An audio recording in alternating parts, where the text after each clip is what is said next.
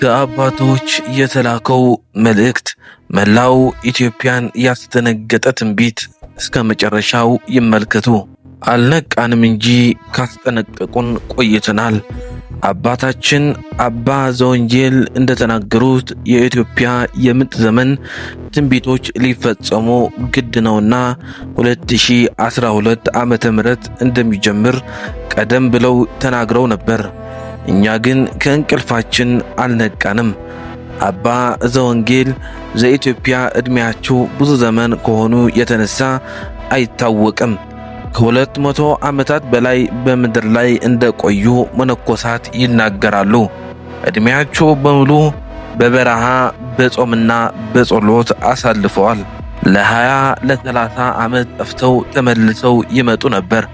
ብዙዎቹ ጳጳሳትም ጨምሮ ከአባ ዘወንጌል ጋር በመሄድ ተባርከዋል።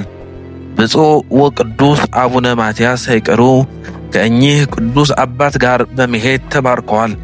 እኚህ ቅዱስ አባትም ከጥቂት ዓመታት በፊት አልፈዋል።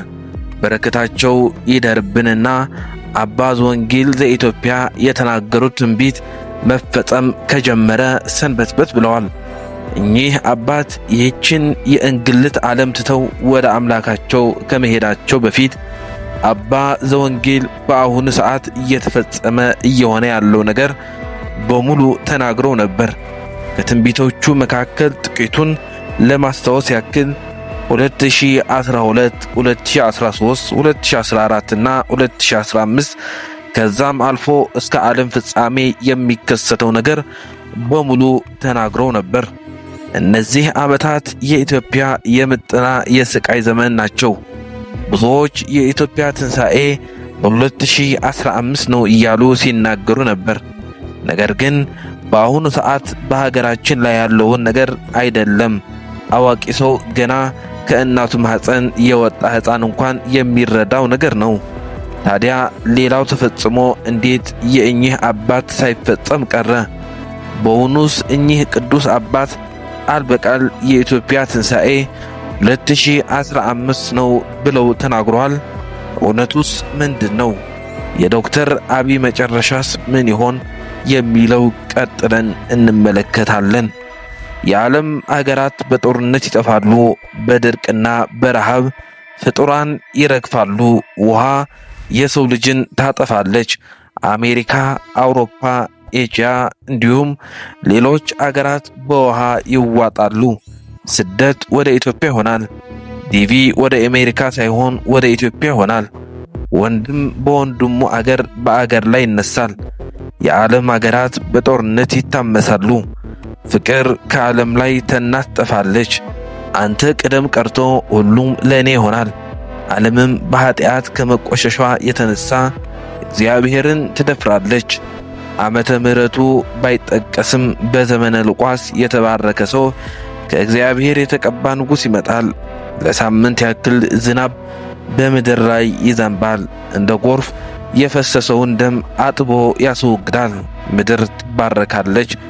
የተረፉት ሰዎች እርስ በርሳቸው ይዋደዳሉ፣ ይፈቃቀራሉ። ጠማማ ሰው አይኖርም። ስሙ በቴ የሚጀምረው የተባረከው ንጉሥም በፍቅር ለ40 ዓመታትን ኢትዮጵያን ይመራል። አገሪቱን በዘንግ ለ40 ዓመታት የሚገዛ ንጉሥ ቴዎድሮስ ይሉታል። ይነግሳልም። የሚነሳውም ከምስራቅ ነው። በእርሱ ዘመን ስደት ወደ ኢትዮጵያ ይሆናል። አንድ እንጀራ ለ10 ሰው ይበቃል። በእርሱ ዘመን አይደለም የሰው የእንጨት ጠማማ አይኖርም። ኤርትራም ብትሆን ወደ እናት ሀገሯ ትመለሳለች። በአገሪቱ ላይም ፍቅርና አንድነት ይሆናል። ኢትዮጵያ እንደ ቀድሞው እጅግ ታላቅ ሀገር ትሆናለች። በእርሱ ዘመንም የሚሾሙት ፓትርያርክ እጅግ የበቁና ገቢረ ተአምር የሚያደርጉ ይሆናሉ። በዚህ ሰው የንግስና ዘመን በአገሪቱ ላይ ፍጹም ሰላም ይሆናል። በኢትዮጵያ ላይም በረከት ይዘንባል። ከሌላው አገር ተለይታም የጥጋብና የበረከት አገር ትሆናለች። ስደተኞችን የምታስተናግድ የስደተኞች መጠለያም ትሆናለች። ለዘመናት ደም ሲቃቡ የነበሩት ኢትዮጵያና ኤርትራም አንድ ይሆናሉ። ሁለት ወንድማማቾች ህዝቦች ወንድማማችነታቸውን አድሰው በሰላም በፍቅር ይኖራሉ። በዚያን ጊዜ የሚሾሙት ፓትርያርክ ሕዝቡን ከአምላኩ የሚያስታርቁ፣ አገርን በጸሎት የሚጠብቁ፣ ተአምር የማድረግ ጸጋ የተሰጣቸው ትልቅ አባት ናቸው። በ2056 ገደማ ሐሰተኛ መሲህ ይመጣል። በአፋቸው እሳት የሚያወጡ፣ በጅራታቸው እንደ እባብ የሚናደፉ፣ በወገባቸው በላይ ሰው የሚመስሉት፣ በወገባቸው በታች ግን አንበሳ የሚመስሉት ንጉሥ እስክንድርያ የዘገባቸውን ማኅተም መልአኩ ያፈረሰውና እነዚህ አስፈሪ ፍጡራን ወደ ምድር ይመጣሉ። በመጨረሻም እርስ በርስ ይጠፋፋሉ። 3 ዓመት ከ6 ወር ይነግሣል። ሕዝቡም ያስታል። ሞት ያላሸነፋቸው ስውራን አባቶች ሄኖክ፣ ኤልያስ እንዲሁም ሌሎች ወደ ምድር ይመጣሉ። የተሳሳተውንም ሕዝብ ይመልሱታል። ሐሰተኛው መሲህም በአደባባይ ይገድላቸዋል። ከሞት ተነስተውም ወደ ሰማይ ያርጋሉ። ሕዝቡን ይጨርሳል። በመጨረሻም ግን በእግዚአብሔር ኃይል የሚያሳፍረውን ሞት ይሞታል። ወደ ጥልቁ ይጣላል። በመጨረሻ የዓለም ፍጻሜ ዘመነ ዮሐንስ ይሆናል። ዕለተ አዋሽ ከሌሊቱ 6 ሰዓት ይሆናል። ዓመተ ምሕረቱ ግን አይታወቅም። በዚህ ሰዓት የዓለም ጌታ ኢየሱስ ክርስቶስ በግልጽ በደመና ላይ ይመጣል። ሙታኖች በሙሉ መቃብራቸውን ፈንቅለው ይነሳሉ። ምድር ትጠባለች። ከፊሉ በግራ ከፊሉ ደግሞ በቀኝ ይቆማል። ሁሉም ፍርዱን ከተቀበለ በኋላ በግራ ያሉት ወደ ገሃነም ለስቃይ፣ በቀኝ ያሉት ወደ መንግሥተ ሰማያት ለደስታ ለሐሴት ይሄዳል። ታላቅ ለቅሶም ይሆናል። በዚህ ሰዓት የሰው ልጅ የምድር ኑሮ ያበቃለታል። የማይጠማና የማይራብ፣ የማይታመምና የማይሰንፍ ነፍሱን ብቻ ይዞ ይቀራል። ለነፍሳቸው ኑሮ በዚያ ጊዜ የዓለም መጨረሻ ይሆናል። በኋላ ጸጸት ወደ እናንተ እንዳይመጣ ሰድፋችሁም በግራ በኩል ካሉት ጋር እንዳይሆን ንስሐ ግቡ በማለት ተናግሮ ነበር። ታዲያ ሰዎችም ይህንን በማየት ነው የኢትዮጵያ ትንሣኤ በ2015 ነው ሲሉ የነበሩት። በእውነቱ ግን አባ ዘወንጌል ቀኑ ይህ ነው ብለው አልተናገሩም። ስሙንም ሙሉ በሙሉ ቴዎድሮስ ነው አላሉም። እሳቸው ያሉት ስሙ በቴ የሚጀምር ደግ ንጉሥ ይነግሣል ነበር ያሉት።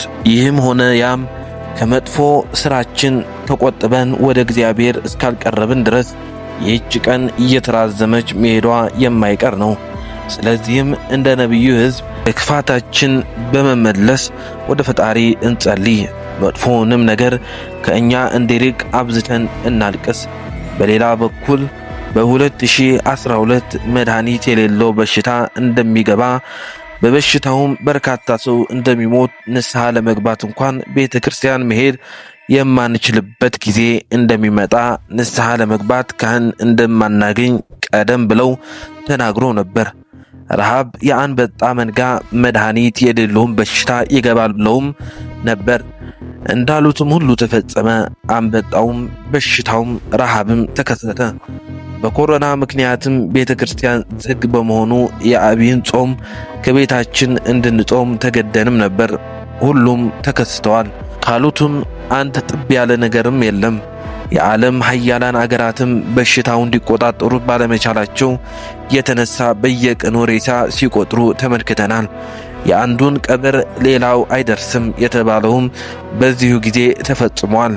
ሌላው ቀርቶ የእነዚህ ሀያላን አገራት መሪዎች ሳይቀር በሽታ ሲከሰት መድኃኒቱን ሰርተው ዓለምን ያድናል የሚባሉ ሳይንስቶችም ጭምር እዚህ በሽታ ማምለጥ አልቻሉ ነበር። የእግዚአብሔር ስም የተመሰገነ ይሁንና የዓለም ሕዝብ ሲረግፍ፣ በኢትዮጵያ ግን የክፉ ነገር አልተከሰተም። እነሱ በቤታቸው ተሸሽገው ያላመለጡትን በሽታ እኛ ግን በጥምቀቱ በመስቀሉ እየተሰባሰብን አንዳች ሳንጎዳ በበረሃ ባሉ አባቶች ጸሎትና ልመና በቅድስት ድንግል ማርያም አማላጅነት ያን ሁሉ መከራ አልፍነዋል። ድርቁንም ረሃቡንም በዓይናችን ተመልክተናል። እንደዚህም ሆኖ ግን እስካሁን ከእንቅልፋችን አልነቃንም። በእውነስ ቴዎድሮስ ቢመጣ አሁን ያለው መንግሥት እሺ በእጄ ብሎ ይቀበለዋል ወይስ እንዴት ነው? የዶክተር አብይ መጨረሻስ ምን ይሆን? ቴዎድሮስ ከመጣ በኋላ አሁን ያለው ሥርዓት አፍርሶ ወደ ንግሥና ሥርዓት ላስገባቸው ቢል የሰው ምላሽ ምን ይሆናል የሚሉት ለነገ እየተውን እግዚአብሔር የሚሳነው ነገር የለምና እርሱ የሚያደርገውን ያደርጋል በማለት የዛሬው መርሃ ግብራችን በዚሁ እናበቃለን። ለቻናሉ አዲስ ከሆናችሁ ሰብስክራይብ በማድረግ ቤተሰብ ይሁኑ። ቪዲዮውንም ላይክ እና ሼር በማድረግ ለብዙዎች አዳርሱ። ቀጣይ እስከምንገናኝ ሰላም።